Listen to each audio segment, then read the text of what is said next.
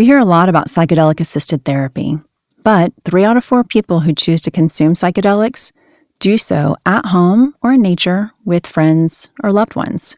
I'm April, founder of SetSet, an integration platform to help you get the most out of your psychedelic experiences.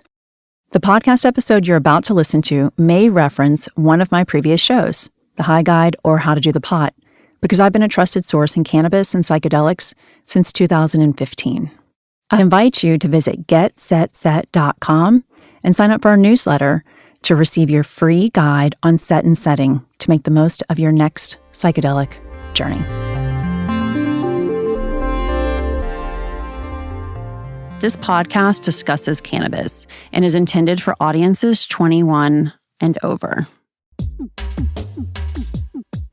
This goes back to psychedelics, and one of the bigger experiences I've had is that when you look at life in a dualistic way of yes, no, right, wrong, black, white, good, bad, that's the way a child actually thinks. Mm-hmm. The ability to step outside of that and have empathy and connection and understanding is a reflection of maturity.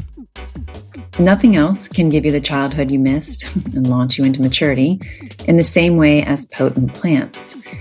Welcome to The High Guide. I'm your host, April Pride. For today's episode, we're doing something a little different. I asked McCarter Gets High if I could share a portion of her episode featuring Natasha Lannerd of 1906, who you heard at the top of the show. I met Natasha at a weed conference in Vegas at like 4 a.m. in 2017 and have had the pleasure of enjoying a variety of plants with her ever since, but not recently enough. The formulation she was crafting with 1906 when we first met, that was some of the first talk I had about including other plants in edible formulations to really expand upon the entourage effect, because after all plants contain cannabinoids, terpenes, and flavonoids. I also happened to gift a guy she knows in Colorado a vape pen of DMT, but that's a story for another time. Let's meet our high guides in today's episode. What's up, everyone? You're listening to the McCarter Gets High podcast, your one-stop shop for all things plant-based medicine. I'm your host, McCarter. Hi, everyone. I'm Natasha Lannerd. First and foremost, I'm a human. I work and have been working with 1906 for the last 3.5 years with Peter Barsoom, the CEO and co-founder, and our awesome team. My title is I'm the Director of Corporate Development.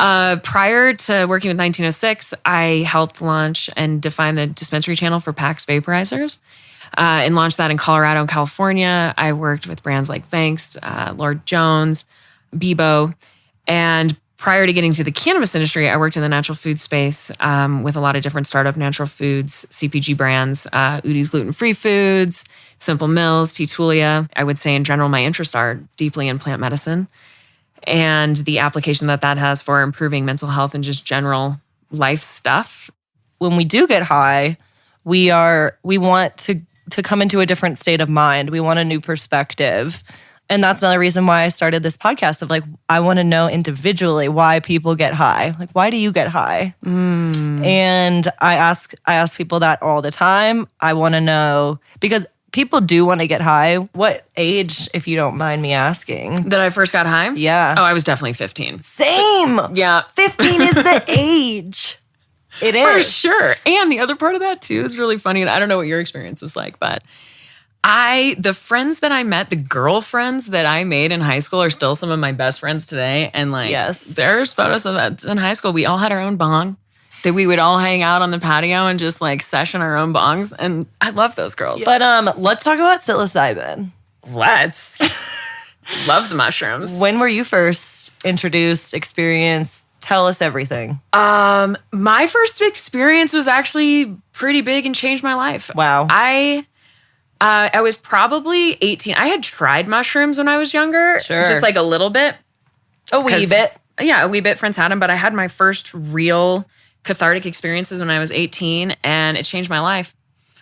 I was in a safe place with a family member, and yes. my mom died when I was a child of a brain tumor when I was 6 years old. And there was just a lot of other stuff that happened. That's horrible. Yeah, in my life. I'm so sorry to hear that. Yeah, it was unfortunate. And a lot of other stuff happened in my life. And when I was 18, I had a really big experience. And I never really cried from the time I like realized after the fact I had a huge cathartic moment. And I realized I hadn't really cried for the majority of my life from the time I was 6 years old until I was 18. Wow. And then I really realized in that experience that that the psilocybin and the mushrooms were an ally in accessing trauma that I think that pretty much everyone has something. Yes. Right?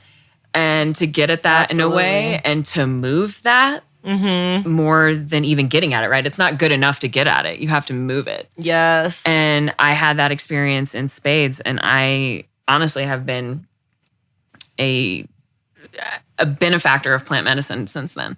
And I'm an active participant in that community. What about DMT? I love DMT. Have you ever done it? Just did DMT 2 days ago, and I'm in love with it. Yeah. I have it in a vape pen with cannabis terps. Oh, wow. Yes. The plant getting out there. Yes. Yeah. So I'm Tell me about your experience. I'm new to that. So what happened was my friend Annabelle, she was on the podcast.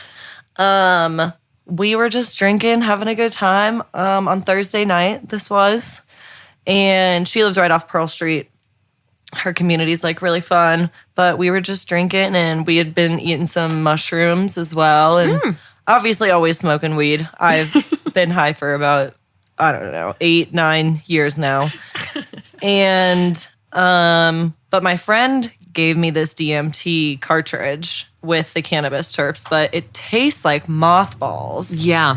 It tastes terrible. It has a unique flavor. Yeah. So, but then other people, I had a few friends try it, and they thought it tasted like roses. And I was like, oh no, I had to. So then we were just sipping it at first, and I didn't really understand how to do it. You got to blast off. Yeah. So then it was just she and I, and we were like, okay, let's actually take a few really deep hits of this.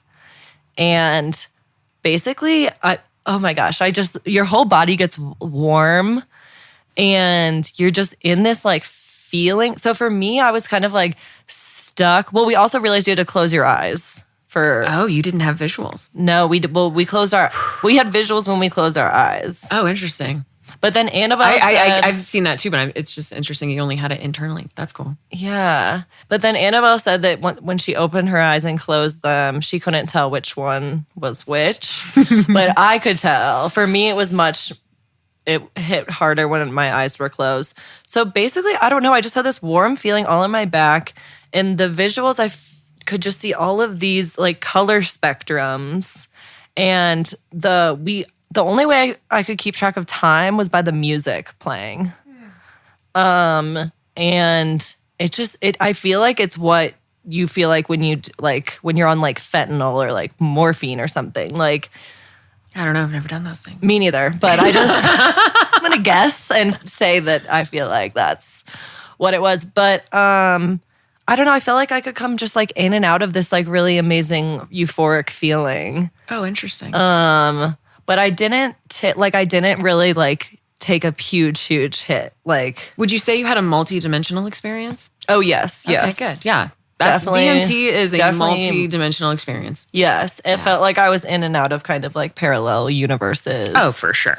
Yeah. I recently had a wild DMT experience, but let's hear about it. Well, I did some ayahuasca. Actually, my first time doing ayahuasca. I haven't done ayahuasca yet. I just tried it for my first time recently. I just had I had like a lot of people had invited me to do it, but I really wanted to make sure I was in the right space. Totally. And, really go there in comfort. And I did. And it was funny. I drank 4 cups of ayahuasca and I didn't really feel, which I feel like everyone, like when I had heard about it, obviously I've done every other plant, but that.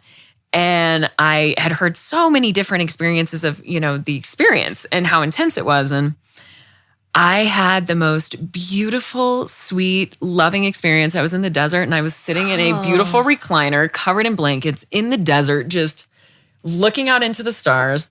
The friend I was with was definitely having a more, I would say, like centralized experience on her mat. And had a deep experience. But yeah, mine was really beautiful. And it was funny because finally I was like, all right, well, it was really a light high for me compared to some of the other plant experiences that I've had, but beautiful and very wise. It was the wisest plant I've ever experienced. You can have like conversations with ayahuasca. It's weird. Whoa. Yeah, it's pretty cool. But I'm like, okay, I'm going to go get a snack now. because it's snack time. You know, it's getting late. I didn't really eat anything. You're like, I think I'm hungry now. Yeah, so I'm thinking I'm hungry now. So I go inside and I get an apple and I drink some like bison bone broth. Wow, so healthy of you. Well, yeah, you got to take care of yourself, you know? Yeah. I thought you were going to be like, got some chips. No, I didn't eat any chips. I might have eaten some sweet potato chips. Maybe I like those. I love sweet potato chips. Yeah, me too. And I'm sitting there and I started drinking the bone broth and all of a sudden the flowers started looking at me. And I was like, oh man, because I'd done DMT before, smoking it. And I was like, oh, whoa, because obviously that's one of the things about ayahuasca. It's a DMT containing plant, right? Mm-hmm. I've only smoked DMT, but apparently when you ingest a lot of it, it is very much likes bone broth to be a mix. These flowers started looking at me. I said to my friend who I was with, who was like sitting for me, and I was like, I'm about to blast off. And she's like, are you okay? I'm like, yeah, but I'm going back to the ceremony space because I was in this beautiful place in New Mexico with this little casitas. It was very nice. And wow. So I get outside the door and I start walking on the gravel and it looked like pop rocks. All as I was stepping on the gravel, it was like pew, pew, these little rainbows are like spraying out of the ground. I was like, oh my gosh, make it to the ceremony space. I make it to my mat. And at this point, my friend had come back and we were laying in the mattress with our friends. It was all just really good friends who sat for us and we're all laying together, just like enjoying each other's company.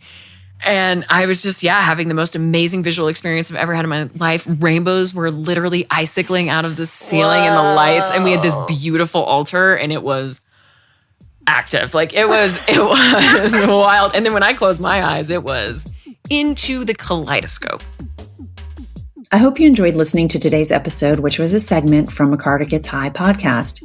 Seek it out and follow. A big thanks to our high guides, McCarter and Natasha, for sharing their high times with us so we know to have external visuals and breathe deeply next time we're past a vape pen with DMT.